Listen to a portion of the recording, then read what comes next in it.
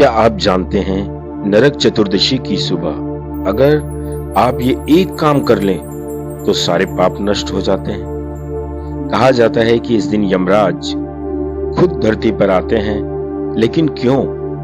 जानिए इस रहस्य को। दीपावली से एक दिन पहले मनाई जाने वाली नरक चतुर्दशी आखिर छोटी दिवाली क्यों कहलाती है? नरक चतुर्दशी का ये मंत्र अगर सुबह 4 से 6 बजे के बीच में बोल दिया जाए तो यमराज भी रक्षा करते हैं उस इंसान की। आखिर भगवान श्री कृष्ण ने इसी दिन क्यों किया था नरकासुर का वध? ये तो सबने सुना है कि नरकासुर का वध भगवान श्री कृष्ण ने किया था, पर इसके पीछे का छुपा असली कारण क्या है? आखिर सिर्फ एक दीपक बदल सकता है आपका भविष्य। जानिए नरक चतुर्दशी की चमत्कारी परंपरा। यमराज, श्री कृष्ण और मां काली तीनों का क्या संबंध है नरक चतुर्दशी से? छोटी दिवाली सिर्फ खुशियों का त्योहार नहीं, ये है आत्मा को पवित्र करने का दिन। नरकासुर के अंत के साथ शुरू हुई थी रोशनी की परंपरा।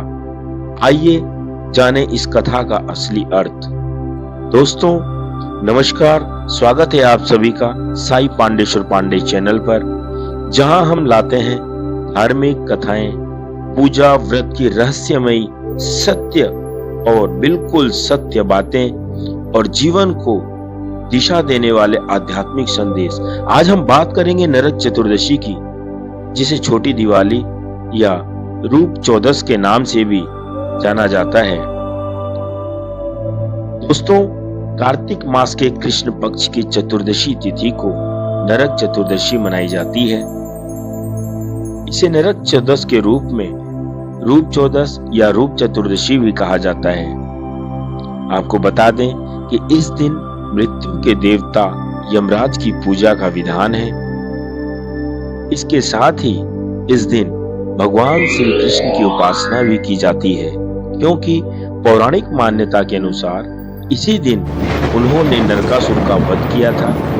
कई जगहों पर यह भी माना जाता है कि आज के दिन ही हनुमान जी का जन्म हुआ था। खैर, जो भी मान्यताएं हैं, लेकिन आज हम बात करेंगे तो केवल नरक चतुर्दशी की।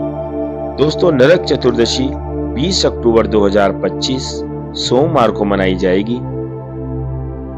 नरक चतुर्दशी सोमवार 20 अक्टूबर 2025 को इसका जो अभंग स्नान मुहूर्त है वह सुबह 4:45 बजे से लेकर सुबह 6 बजे तक है।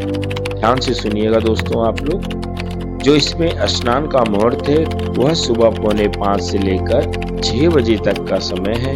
जो अवधि है वह 1 घंटा 12 मिनट है। नरक चतुर्दशी के दिन चंद्रोदय का जो समय है वह 4:45 बजे सुबह के टाइम है, जहां से आपका स्नान का समय शुरू होता है। चतुर्दशी का आरंभ 19 अक्टूबर 2025 को रात में 1:45 यानी 1:45 बजे के आसपास प्रारंभ हो जाएगा, जिसका समापन 20 अक्टूबर 2025 को 3:44 दोपहर में यानी कि 3:45 बजे होगा। दोस्तों दीपावली के ठीक एक दिन पहले आने वाले इस व्रत को, इस पर्व को छोटी दिवाली के नाम से भी जाना जाता है। इस दिन चतुर्दशी को मुख्यतः शुद्धता एवं संपन्नता का कारक माना जाता है।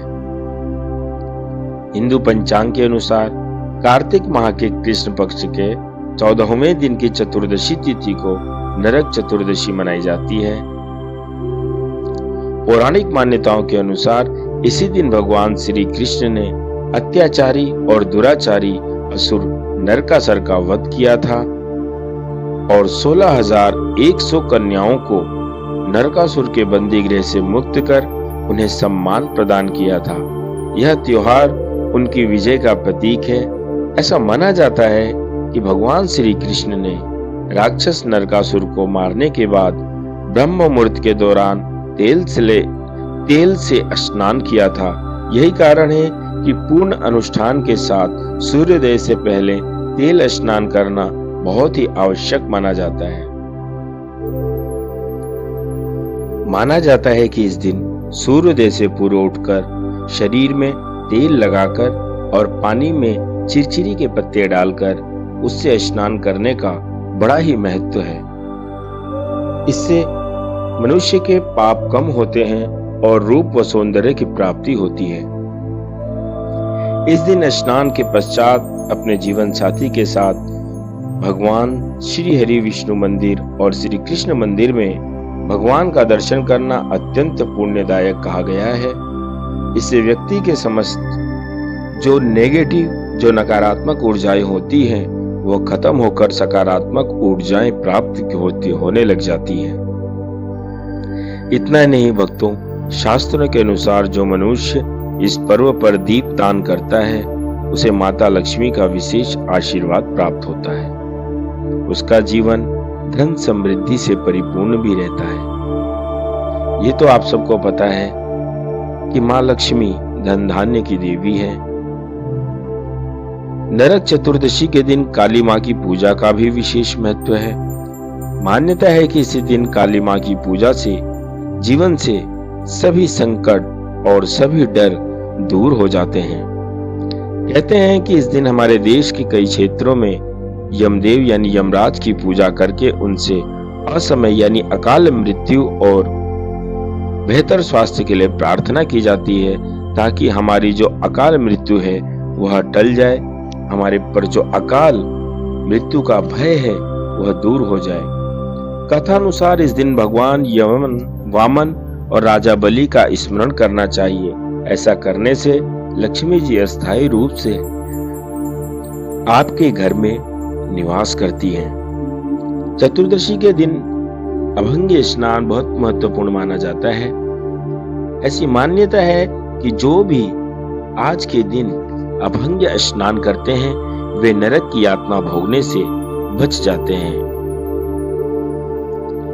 हमारे देश में अनेक मान्यताएं हैं जो कि किसी न किसी सत्य कथा पर, सत्य घटना पर आधारित होती हैं। नरक चतुर्दशी के दिन मृत्यु के देवता यमराज, भगवान हनुमान और भगवान श्री कृष्ण की पूजा का विधान है। क्योंकि दिवाली से जुड़े हर अनुष्ठान में माता लक्ष्मी, गणेश जी की पूजा की जाती है, इसलिए इन्हें भी इस पूजा में शामिल करना आवश्यक है। दोस्तों, अब हम बात करेंगे पूजा विधि की कि आखिर कौन सी आसान विधि है जिससे हम उस परम पर्व पर पूजा कर सकते हैं। सबसे पहले तो संध्या समय में पूजा की तैयारी शुरू कर दें। एक दिन पूर्व ही पूजा स्थल को साफ करके यहाँ आटे या चावल की मदद से एक स्वास्तिक बना लें। ईशान कोण या पूर्व दिशा में चौकी की स्थापना करें, जिससे आपका जो मुख है वह पूर्व दिशा की तरफ रहेगा। जिस स्थान पर आप चौकी की स्थापना करेंगे उसके दाएं तरफ एक घी का दीपक जलाएं। अब चौकी को स्थापित करके इस पर एक साफ सुथरा लाल वस्त्र बिछाएं। इसे गंगा जल से शुद्ध करें। अब सभी भगवानों के आसन के स्वरूप में चौकी पर कुछ अक्षत डालें। अक्षत साबुत चावल। इस चौकी पर माता लक्ष्मी, गणेश जी और भगवान श्री कृष्ण के किसी भी स्वरूप को स्थापित कर दें। फिर भगवान हनुमान जी की स्थापना भी इसी जगह से करें।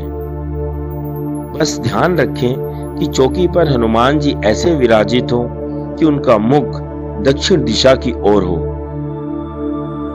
आप लोगों ने देखा होगा, जब भी भगवान श्री राम, लक्ष्मण और सीता जी का दरबार हमें दिखता है तो उसमें भगवान हनुमान जी उनके चरणों में बैठे होते हैं और उनका जो मुख होता है वो दक्षिण दिशा की ओर होता है।